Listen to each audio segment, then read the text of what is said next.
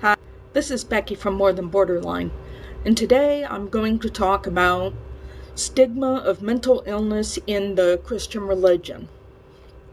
I recently read an article in The Guardian that talked about the misbeliefs about mental illness among Americans. 1/3 of all Americans believe mental illness can be healed by prayer and Bible study alone. But when you ask evangelical Christians the same question, the number jumps to nearly 50%. This is unacceptable.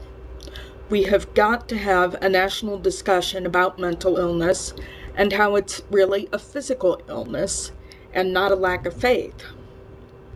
This is a subject that's very personal for me because I was kicked out of a church for being mentally ill. They told me if I just had enough faith and wanted to be better, I would. Well, mental illness is caused by a chemical imbalance, and the chemical imbalance can be caused by a myriad of things. That said, it's no different than physical illness. It just happens to manifest itself in the emotions. We wouldn't tell, some people would tell a diabetic to just trust God, but there is science that shows there is a physical problem. In this case, an insulin imbalance.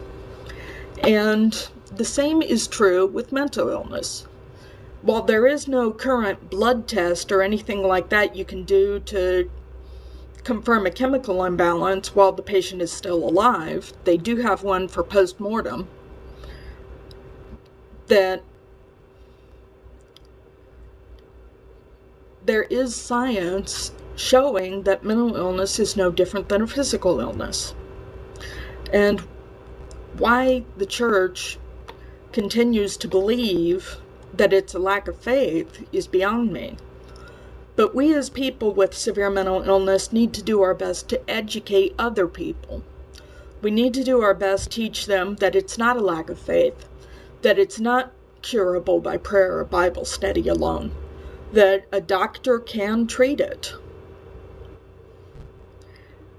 And I don't know how we go about educating.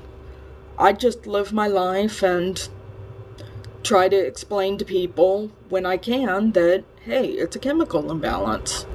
It's not my fault. I was born that way. And I hope that we as a society can move forward. And that's all I got to say on the issue.